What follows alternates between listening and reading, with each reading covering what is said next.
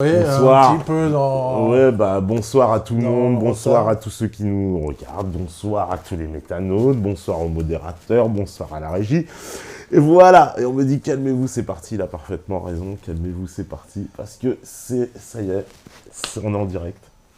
Voilà. Alors Alain, Nous sommes en direct. tu es revenu comme promis, chose due. Oui, on devait faire pour, un petit peu de philo. Et puis, est-ce qu'on parle un petit peu de Trump ou est-ce qu'on n'a pas le temps ou on tape dans le sujet des paradigmes? On peut en parler un peu. On a déjà sacrifié, on a sacrifié un peu de temps. Il est 20 Oui, déjà, donc c'est juste pour allons-y. dire, parce que les gens s'inquiètent en disant que Trump s'est couché et que maintenant il suit la CIA. Rien n'est plus faux. En fait, c'est une guerre absolument titanesque entre la CIA et puis lui-même.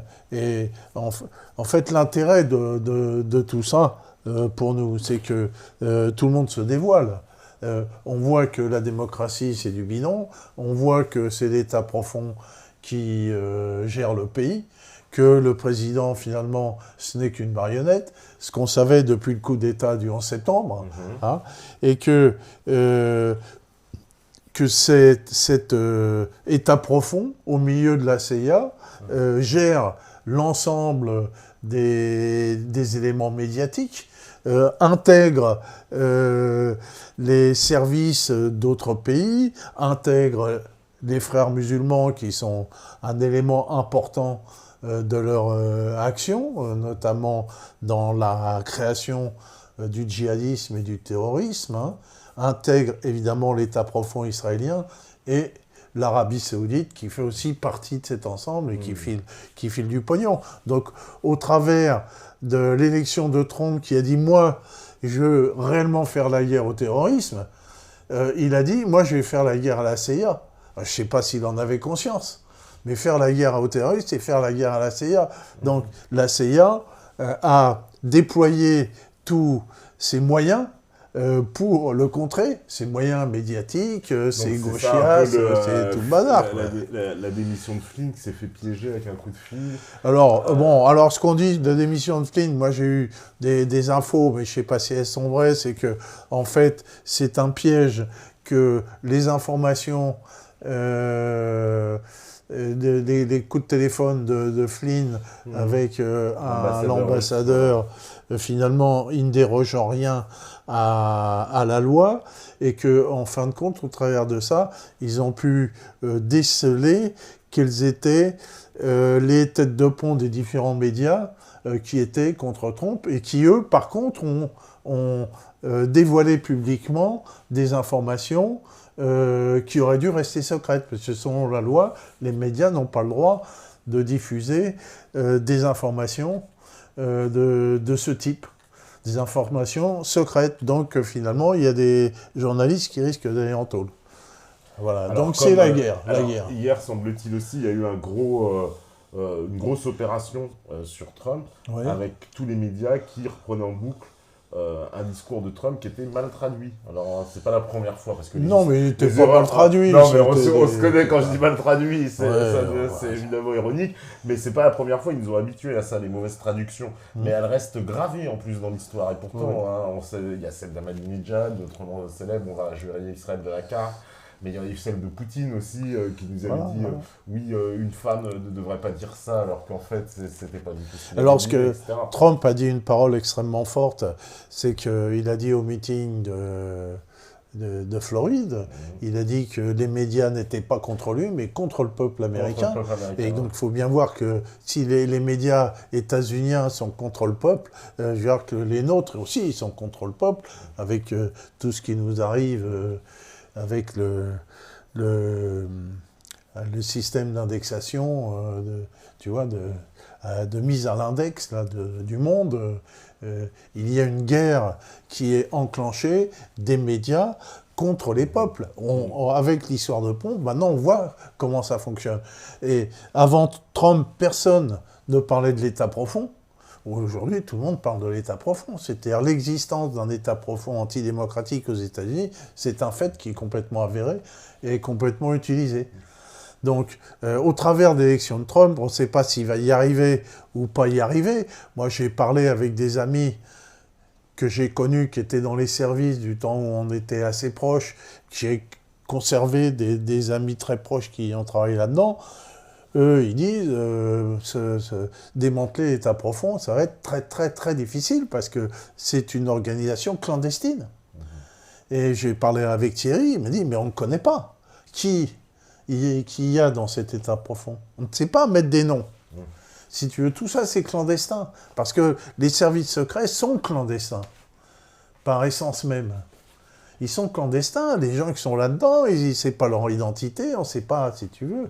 Et ils sont bourrés de pognon, ils sont complètement autonomes, parce qu'il y a d'un côté l'Arabie Saoudite, il y a les frères musulmans, il y a Israël, et il y a le trafic d'armes, les trafics de drogue, le trafic d'enfants, le trafic de tout ce qu'on veut, et sans compter toutes les entreprises qu'ils possèdent autour, dont la fameuse entreprise Kroll en France, hein, qu'avaient dénoncé Marty et Christine de Vigencourt, si tu veux, qu'il y a des entreprises qui ont pignon sur rue un peu partout et qui font partie on a vu de que cet Wikileaks, ensemble. alors ça c'est très récent, il y a eu des fuites encore qui démontrent que pendant l'élection de 2012, en fait, la CIA était complètement partie prenante en fait dans l'élection française. Ben voilà. Donc, et c'était en 2012, hein, on ne parle pas de Mathusalem Alors ou l'après-première guerre mondiale. Ça pose des questions sur l'existence de ces services de renseignement, d'ailleurs comme la DGSE, qui ne sont plus des services qui tiennent de la défense nationale et de défense des intérêts d'une population, mais qui sont devenus des groupes mafieux, purement mafieux, autonomes, qui gagnent leur pognon tout seuls et qui interfèrent dans la vie des États, dont le seul but, c'est de conserver leur pognon. Parce que le but de tout ça, c'est de conserver le pognon. Tu vois ? Ce que fait Daesh, c'est de mettre la main sur des richesses pour leur profit. Parce que Daesh, c'est une émanation complète de ces gens-là, au travers des frères musulmans. Ok. Bon, voilà. Parenthèse sur Trump, on va passer à la philosophie, puisque après, tu vois, c'est comme des élèves, après, oui, il n'y a pas de... C'est pas la philosophie, etc. Oui, bon, alors... C'est comme les cours, tu vois, c'est le sujet, tu vois. D'abord, c'est un sujet qui n'est pas très facile, parce que moi, je ne suis pas un philosophe, alors j'ai un peu demandé conseil à notre cher ami personne, qui est docteur en philosophie, quand même, qui a fait une thèse sur Nietzsche, et donc... Elle m'a fait 3 billets, dont un je voulais passer au début, mais bon, on va les passer dans les intercessions, des billets qui expliquent ce que je voulais un petit peu expliquer, qui est un nouveau paradigme de la pensée. On a déjà ici évoqué plusieurs fois ces nouveaux paradigmes, j'espère que vous en rappelez bien, et on les a évoqués à propos de l'organisation sociale de la société, qui est à devenir une organisation en réseau et qui va à l'encontre de l'ancien paradigme, qui est un paradigme pyramidal. Hein ? C'est-à-dire un paradigme avec un chef, des sous-chefs, etc. Et avec une information surtout verticale, une parole d'évangile qui n'est pas contestable et qu'on essaye toujours de nous inculquer. Alors que dans le paradigme de réseau, il y a des paroles multiples qui se contredisent, qui discutent, et si tu veux, il y a... une vérité plus proche de la vérité, parce que c'est une vérité discutée.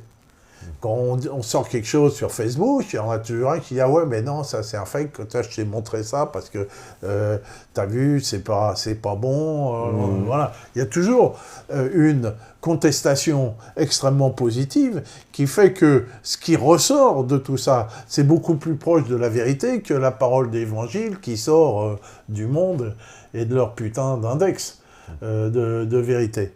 Donc, on tend vers un nouveau modèle d'organisation sociale et que justement, ce nouveau modèle d'organisation sociale a permis l'élection de Trump. S'il n'y avait pas eu les réseaux sociaux, jamais il aurait pu être élu, jamais il aurait pu s'exprimer. Alors que lui, maintenant, il a bien compris ça. Il ne s'exprime absolument plus sur les médias qui sont devenus ses ennemis absolus et intimes, si tu veux. Hein. Ces médias verticaux sont les ennemis de ce nouveau paradigme horizontal. Voilà. Donc, ce qu'on voulait évoquer, alors on va évoquer, bien sûr, on ne va pas pouvoir aller au fond parce qu'on va simplement évoquer quelques éléments de ces nouveaux paradigmes qu'on peut, en gros, désigner comme une pensée holistique. Alors, holistique, explique. Une pensée holistique, c'est une pensée qui considère une chose, un élément, toi, MetaTV, globalement, et non plus selon les parties. Hein.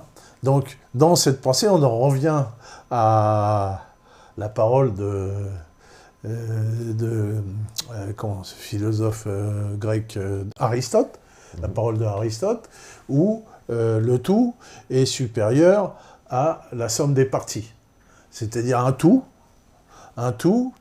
est supérieur à ses pièces. Et on considère par exemple une automobile, on peut la considérer comme un tout. Hein. Une automobile, ça fonctionne. Et on voit bien que c'est supérieur à ses pièces. Si je démonte les pièces, les bielles, les machins, les trucs, je les installe sur le trottoir, ok, je sais comment que c'est foutu, mais c'est plus une automobile et ça fonctionne plus. Voilà. Si je te prends toi, si je te commence à te découper en morceaux, toi je te considère comme un tout. Je peux te décrire comme un tout, si tu veux. Un tout est descriptible. Un tout est descriptible comme un tout. MetaTV, c'est un tout. Donc, on s'aperçoit que dans la pensée qui émerge, il y a des limites dans la pensée précédente, dans le paradigme précédent, qui, du point de vue de l'épistémologie, c'est-à-dire de la philosophie de la science, de la méthodologie, si tu veux, il y a des limites. Et donc, comment on a pratiqué la science et comment on la pratique selon la première idée de Pierre Abélard au XIIe siècle, de la scolastique, qui consiste Définis un peu des scolastiques, parce que tu sais, quand on balance des mots comme ça... Pierre Abélard est au XIIe siècle, donc c'est un philosophe, c'est un clerc, comme d'ailleurs au Moyen-Âge, tous les philosophes sont des clercs, et lui, il a créé l'Université de Paris. Tu vois, c'est un professeur, c'est un penseur, il a écrit des ouvrages dans Sic et Non, le vrai et le faux. C'est lui qui a aussi écrit un livre sur la conversation entre un juif, un chrétien et un musulman. Et il a parlé du doute, surtout, c'est un philosophe du doute. C'est un aristotélicien. Et il a dit la première clé de la sagesse, c'est de douter de chaque chose, car si on doute sur quelque chose, on va être amené à rechercher la vérité, si tu veux. Donc, il a amené cet esprit scientifique qui est l'esprit du doute. Parce que si tu ne doutes pas, tu vas jamais chercher. Et donc ça, on peut dire que c'est un esprit qui a influencé le reste de toute la civilisation occidentale, par exemple, parce qu'elle est basée un peu là-dessus quand même. Ouais.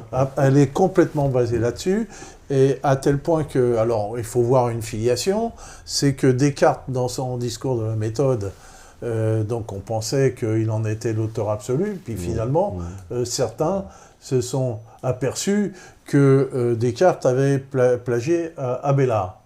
Et donc Descartes, dans le discours de la méthode, il décrit quelle est la méthode pour aller décrire quelque chose. Donc Descartes était aussi un scientifique qui a fait de l'optique, et lui-même, il dit que pour résoudre un problème, il faut diviser le plus possible ce problème en parties les plus simples possibles, de manière à pouvoir les résoudre.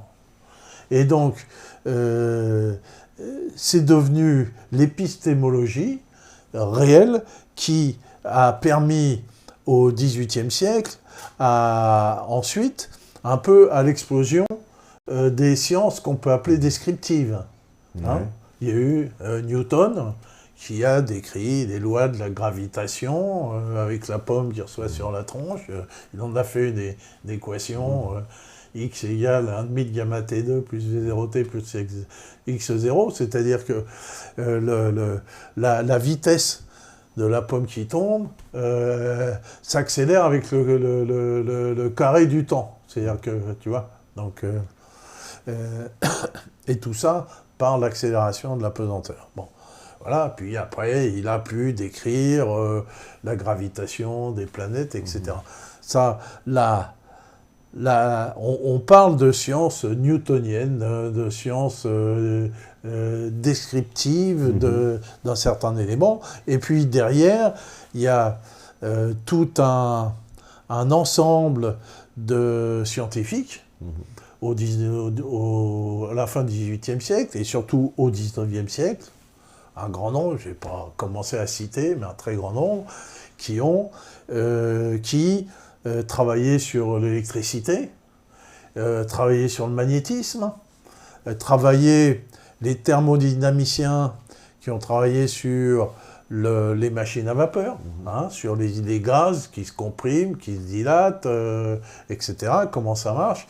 Et on voit qu'au courant du XIXe siècle, ce sont des découvertes entre guillemets, ce sont plutôt plus des ingénieurs que de véritables savants qui utilisent des phénomènes, qui arrivent à les mesurer, à les décrire et à utiliser, comme par exemple l'électricité qu'on a pu, et le magnétisme, que ça va ensemble, puisque pour créer de l'électricité, il faut faire passer un aimant dans un courant qui est un solénoïde, si tu veux, et là, on crée de l'électricité, puis après, on a pu faire des centrales électriques, et rapidement, on a pu faire des moteurs électriques, à tel point que, dans les années fin du 19e siècle, il y avait des moteurs électriques, il y a eu le métro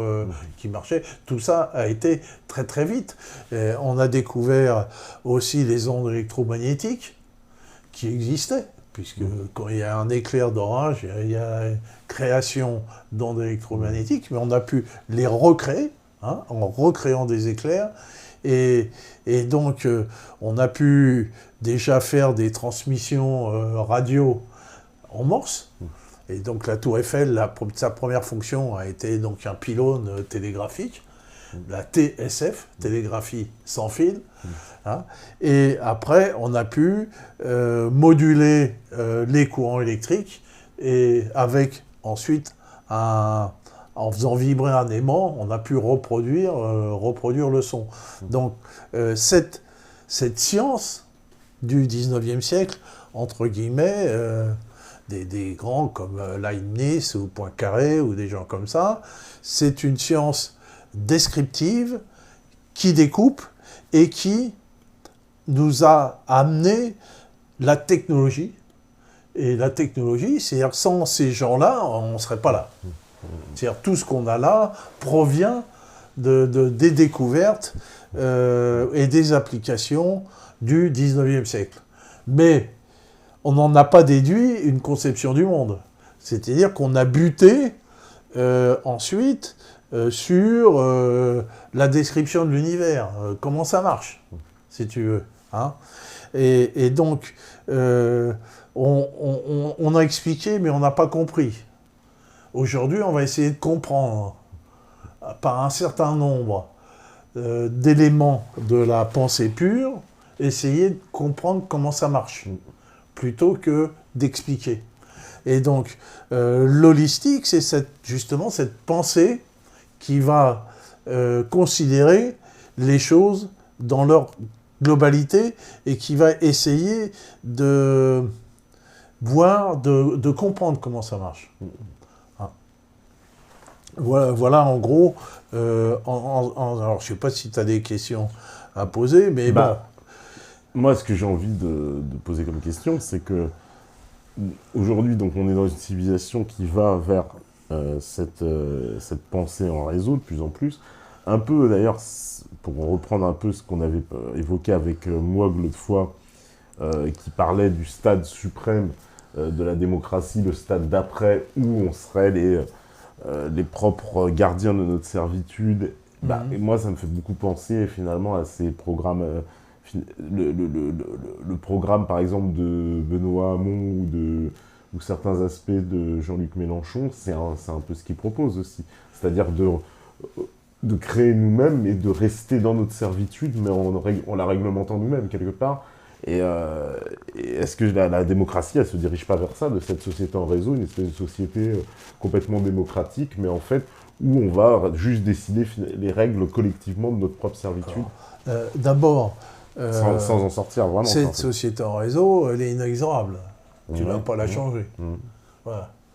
Donc il faut faire avec. Alors on peut la voir d'une façon négative et d'une façon positive. Moi je la vois d'une façon positive. Pourquoi ? Parce que les sociétés totalitaires fonctionnent toujours d'une façon verticale. Forcément avec une parole d'évangile. Une parole que tu ne peux pas contester. Qui sont des dogmes, fonctionnent avec des dogmes. Voilà, avec des vérités dogmatiques qu'il faut croire, ou tu es un hérétique. Dans cette société, toi, tu es un hérétique, tu es marqué comme étant un hérétique. Je suis un hérétique. Bon. Dans une société de réseau, ceci ne peut exister, parce qu'il y a remise en cause perpétuelle de l'idéologie par tout le monde. Donc, le fait de pouvoir utiliser la technologie à l'encontre des intérêts humains, si tu veux, les humains, eux, ils ont le pouvoir d'amender ça, d'amender cette tendance. D'amender cette tendance. Hein, voilà. Donc, cette société de réseau serait réellement démocratique et non pas faussement démocratique, parce qu'il y a encore un problème. On dit qu'on vit en démocratie, mais c'est une rigolade. On n'a jamais été en démocratie, on est en oligarchie. Il n'y a strictement rien de démocratique dans notre société. Il y en a qui diraient tout l'inverse. Hein, il y a des démonstrations totalement inverses. Il y a des imbéciles que justement, partout. Non, mais c'est pas forcément des imbéciles. Qui pensent, ils s'appuient justement, en tout cas l'idée de la démocratie que ça en faisait les Grecs, par exemple. Et que... Mais il n'y a pas... Où il y a démocratie ? Où est-ce qu'il y a démocratie aujourd'hui ? Où ? Tu peux me dire ? Où la démocratie, c'est la volonté du peuple. Où tu vois le peuple qui décide ? Non, moi je vois c'est l'État profond des États-Unis qui décide. Peut-être, oui, mais on est... C'est une société totalitaire. On est quand même dans un système où il y a quand même cette volonté du peuple qui est reconnue. Quelle volonté du peuple ? Je sais pas, Benoît Hamon, c'est ce qu'il propose, par exemple. Mais on peut toujours raconter du pipeau aux gens, leur faire croire des choses.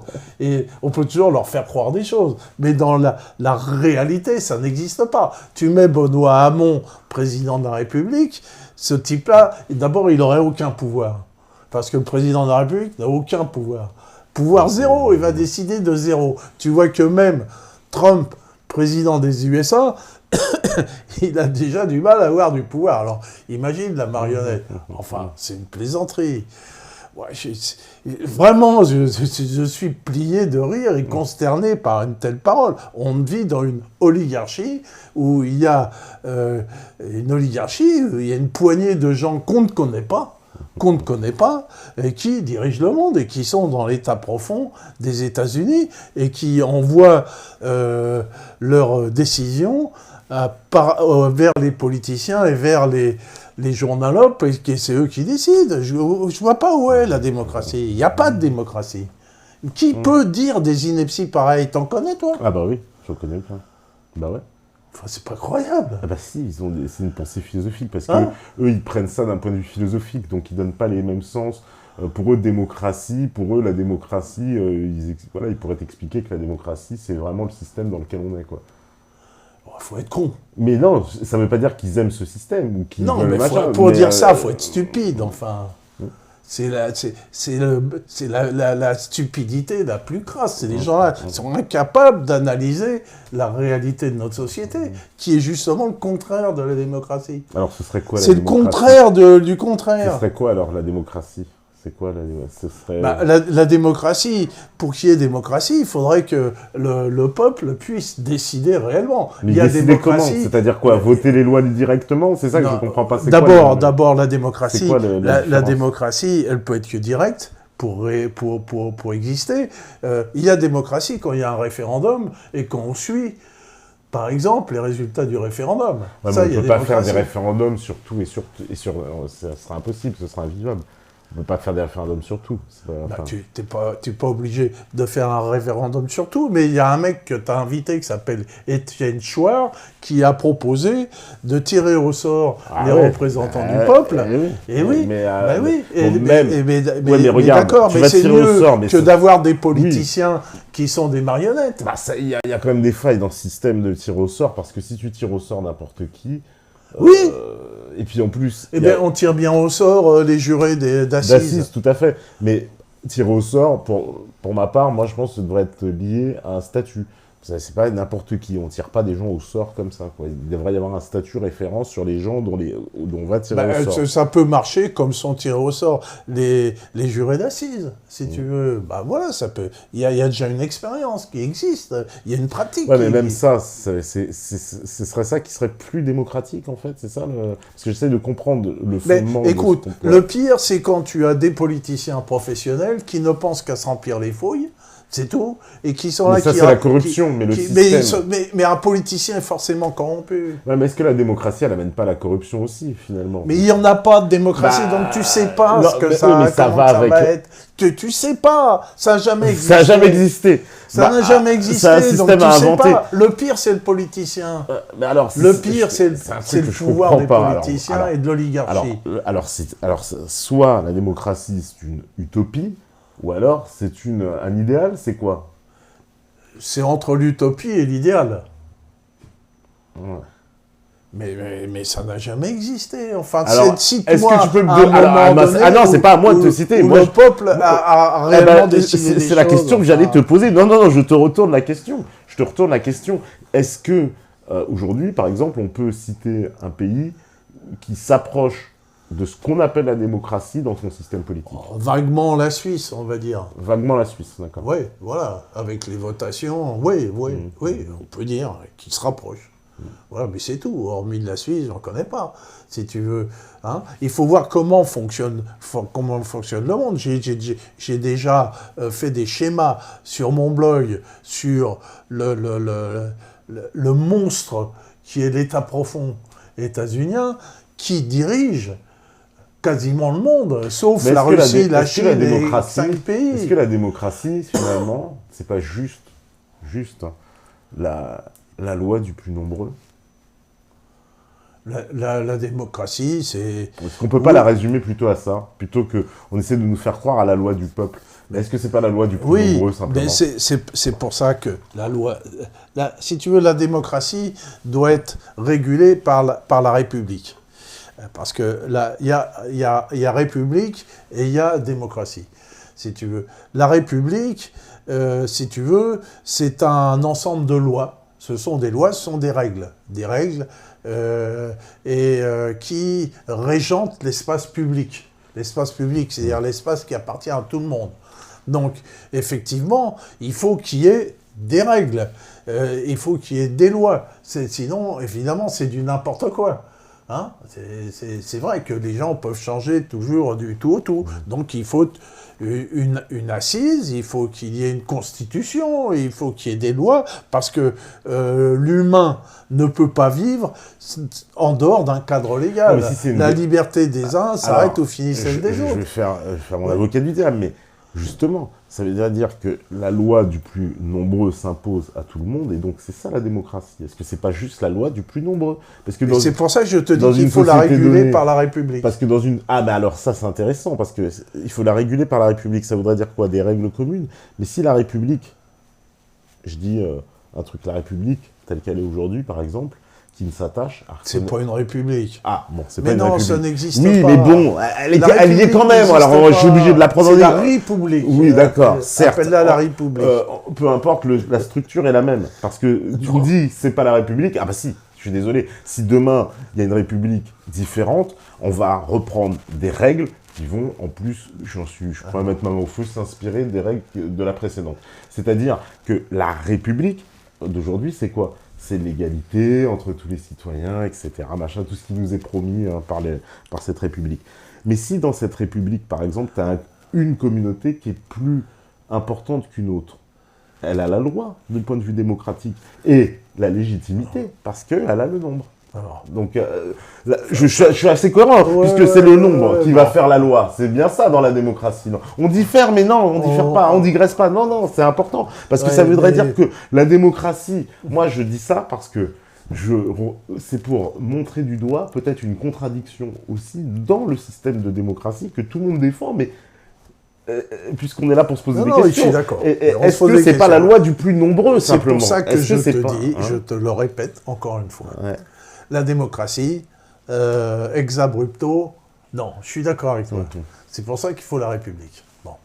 Et une République, elle est liée à une nation. La République ne va pas sans nation.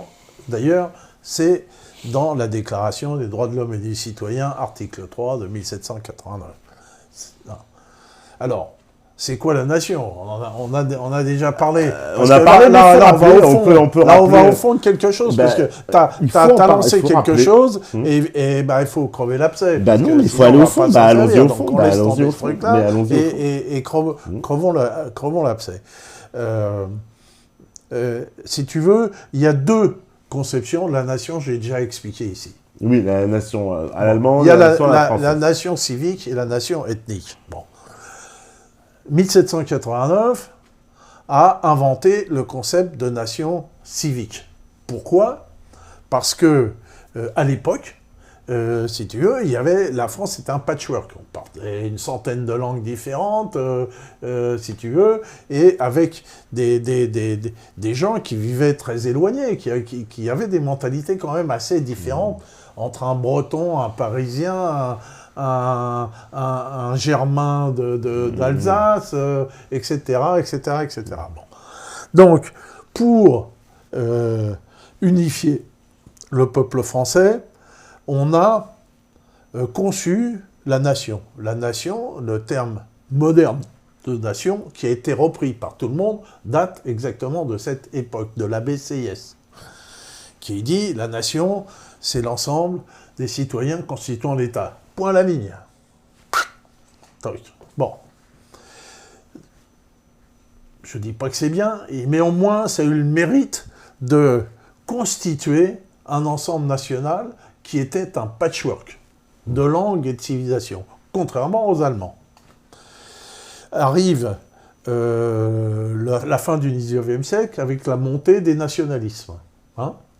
Et les Allemands disent « Ah non, la nation, c'est pas la nation civique, ça n'existe pas. C'est le Das Volk, c'est le Volk, c'est le Blut, c'est le sang, le peuple. » Ils disent « La nation, c'est un ensemble linguistique, c'est une histoire commune et c'est une culture commune. » On va dire en gros. Le problème, c'est que ça ne s'appliquait pas en 1789 à la France. Bon. Mais on peut dire que pour moi, la nation, c'est un peu des deux. C'est un peu des deux. Parce que, finalement, les lois qui sont issues de la nation, théoriquement, en République, les lois issues de la nation, sont issus du passé, si tu veux, du passé de l'ensemble, hein, sont issus de leur mode de vie, de leurs habitudes, de leur mode vestimentaire. On a revu le problème avec le hijab, pas le hijab, etc. Nous, chez nous, on ne porte pas le hijab. Alors, ça a posé des problèmes. Pourquoi il faut le mettre, faut pas le mettre, etc. Ça pose des problèmes quant aux dates de jours fériés, etc., etc., etc. Bon, donc, on est bien d'accord que un ensemble quelconque, un groupe, hein, quand on parle d'ensemble, on revient là-dessus, on est holistique sur une nation. Cet ensemble-là, il a un caractère légal, l'ensemble des citoyens constituant l'État, avec des frontières et des lois. Ça, c'est le côté légal. Mais aussi, il a un côté éminemment culturel, hein, et populaire au sens de peuple. Hein, voilà. Il l'a aussi. Parce que sinon, comment veux-tu constituer des lois? Donc on s'aperçoit que, si tu veux, les Allemands n'ont pas les mêmes lois que les Français, et les Anglais n'ont pas les mêmes lois que les Français, et que pour des gens qui se côtoient, qui sont presque pareils, si tu veux. Tu vois, donc la francitude ne se vit pas du tout comme l'anglitude ou la germanitude. C'est pas du tout pareil. Nous, on a, si tu veux, notre vécu de français n'est pas le même que le vécu de l'allemand ou de l'anglais. Si on a un vécu comme les Anglais, mais inversé. On s'est toujours foutu sur la gueule pendant des siècles et des siècles. Donc, c'est comme ça que la nation française s'est constituée à l'inverse de la nation anglaise, et que la nation anglaise s'est constituée à l'inverse de la nation française. Parce que, au départ, c'était la même chose. Au XIIe siècle, on parlait la même langue à Londres et à Paris. Donc, voilà. Bon. Donc, quand même, au fil du temps, une nation se constitue sur un passé et sur des mythes. Moi, sur ma page Facebook, il y a Jeanne d'Arc. Jeanne d'Arc, c'est un grand mythe français qui provient de l'époque où l'idée qu'il existe quelque chose qui soit français est venu chez les gens, chez la plupart des peuples. Les gens se disent « Ah oui, je suis français », pour parler avec l'accent de l'époque, et il y a les Anglais, les Godons, tu vois. Hein, bon, même si tu avais des gens du sud-ouest et de Bordeaux, eux, ils préféraient être anglais, quoi, tu vois. Hein, tant qu'à faire. Mais quand on a gagné à la fin de la guerre de 100 ans, à la bataille de Castillon, tous les faux Français, comme on les appelait, qui combattaient du côté des Anglais, ils ont tous été décapités. Tandis que les Anglais, ils ont été prisonniers, puis on a touché du pognon, on les a rendus, si tu veux, tu vois. Alors, on les a pris comme des traites, comme des traites. Mais quand même, à cette époque-là, les Lorrains, les Alsaciens, les Savoyards, ils n'étaient pas dans la France, si tu veux. Donc, ce n'est pas leur passé. Leur passé, il est venu culturellement. Ils ont adopté nos mythes. Donc, c'est pour ça que les mythes fondateurs, ils sont extrêmement importants dans l'histoire d'une nation. C'est pour ça que quand j'écrivais il n'y a que la nation civique, il n'y a pas la nation ethnique. Aujourd'hui, je dirais plutôt qu'il y a les deux. Il y a forcément une nation civique, parce que comment veux-tu définir une nationalité? Toi, tu es un peu bronzé, on va dire que tu n'es pas français. Non, être français, c'est avoir un passeport français. Donc, il faut bien définir une légalité, il faut bien définir des lois. Mais ces lois viennent du fond des âges.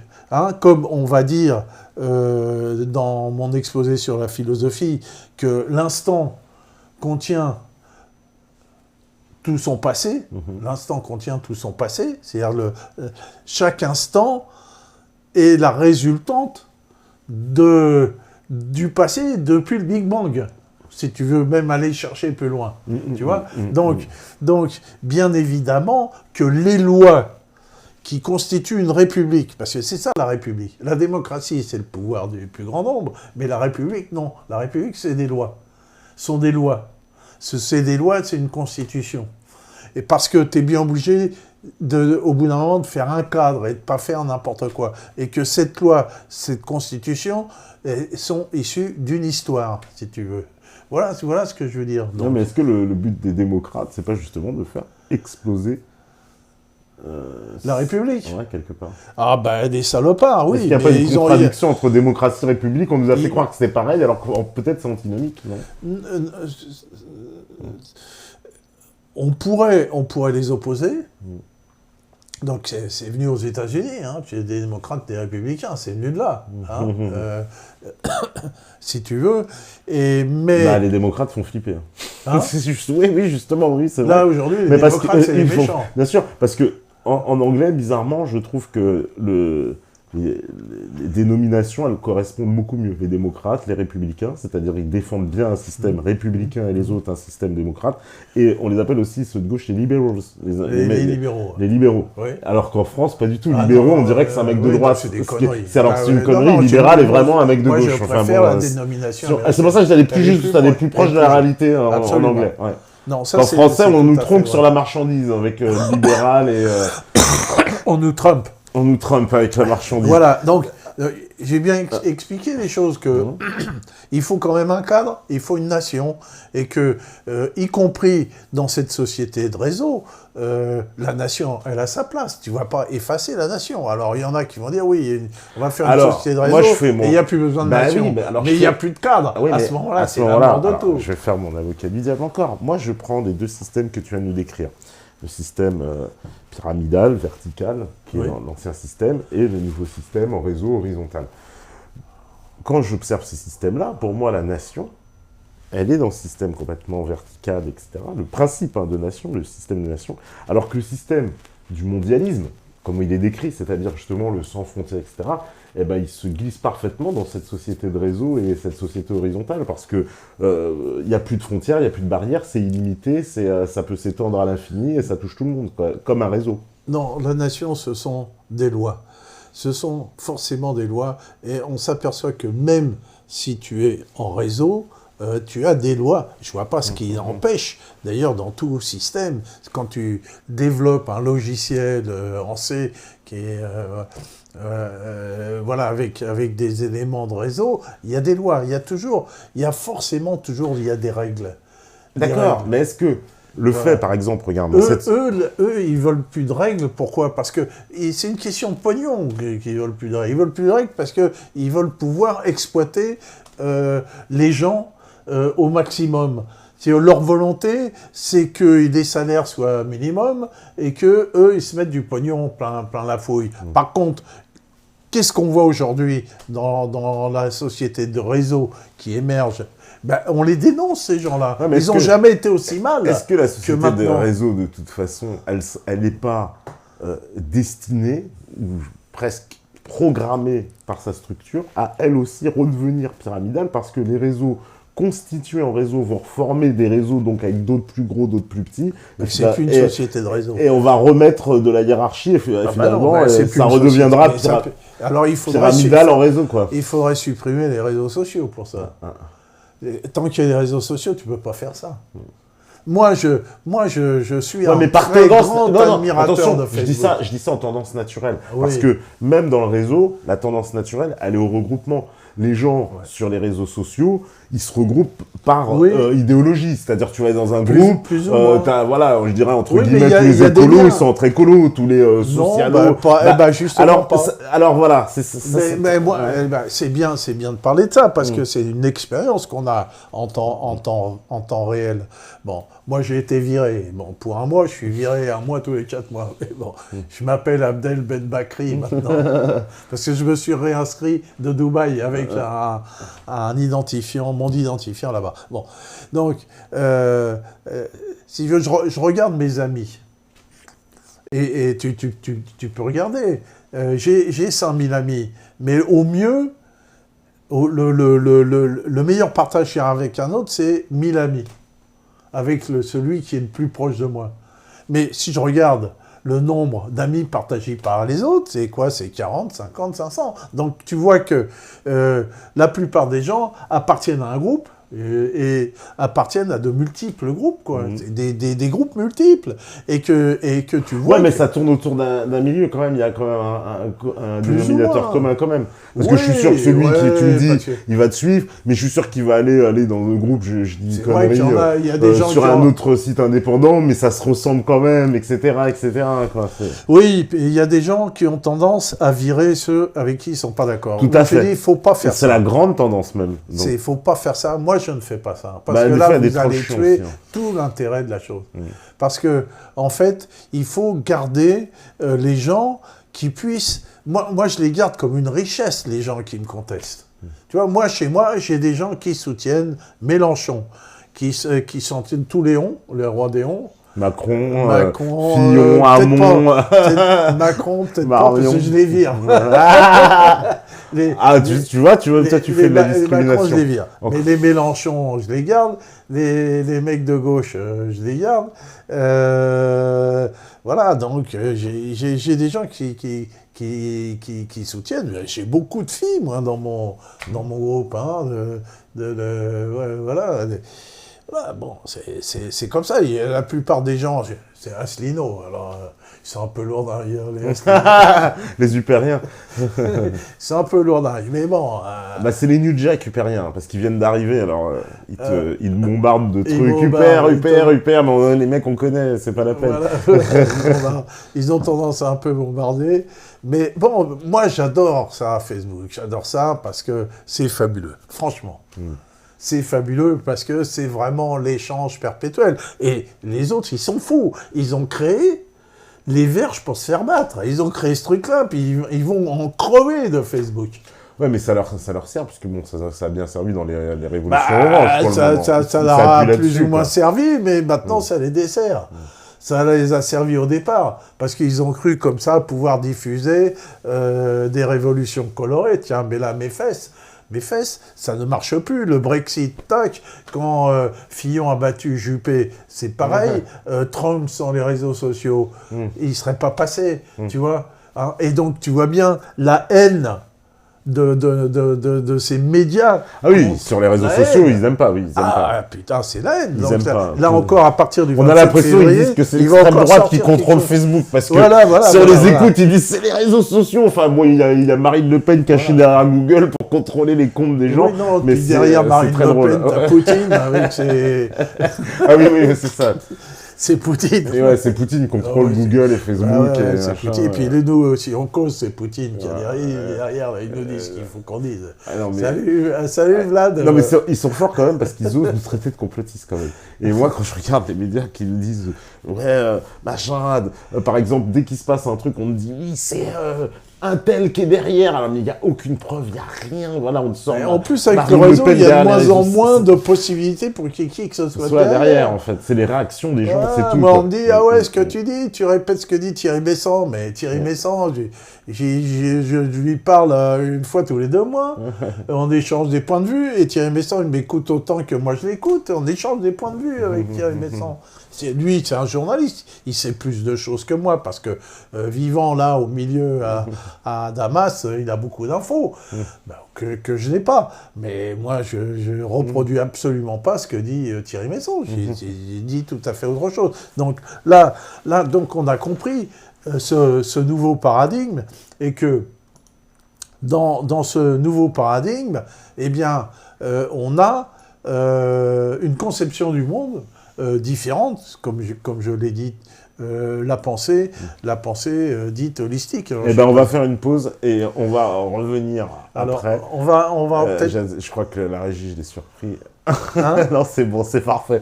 On fait la pause et on revient juste après. On peut passer des... On les passera en deuxième partie. Ah bon. À tout de suite, à vous la régie.